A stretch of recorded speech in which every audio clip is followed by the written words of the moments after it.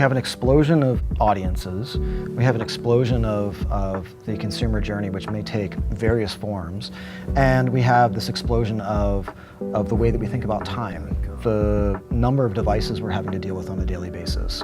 On average, most of us have 3 to 4 connected devices. Now it's going to be also our cars and our refrigerators and our washing machines and our toaster ovens and Lord only knows what else. In order for us as brands to be able to reach these buyers as they're doing that research, we need to be where they are. When customers doing that initial research, reading reviews, our brand needs to be present there. When we're on social asking for recommendations, the brand needs to be present there. So we have this sort of like omnipresent expectation for brands. They need to be everywhere, but they also kind of need to be nowhere, because people don't want to be hit with, we don't want to feel like we're being sold to. We want to have a relationship with a brand, a conversation. Users or people in general are becoming much more frustrated, much faster, based on all of these sensory inputs they're getting from all of these different places. So really, from a conversion rate optimization or a user experience perspective, even things like gaming devices, running ads there, it's just making sure that you're touching the right audiences at the right time and really understanding what their needs are and the fact that you have a very limited amount of time to make an impact. There's a lot of people who don't necessarily sit at a desk 5 or 8 hours a day to do their work.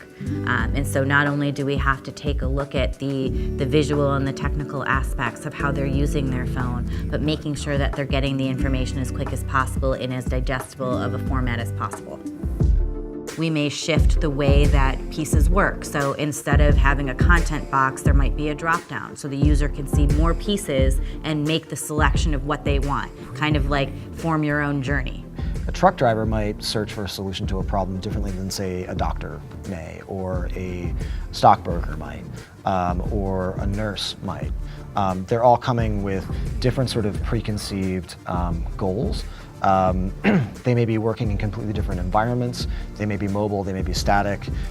Some might be in a car trying to find a restaurant and get a reservation. All of these different things apply to context. How they may figure out which of those may come from their choice in platform. Some people may use Twitter, some other people may use Instagram, some people may use Facebook. They may only use search. Voice search is a game changer.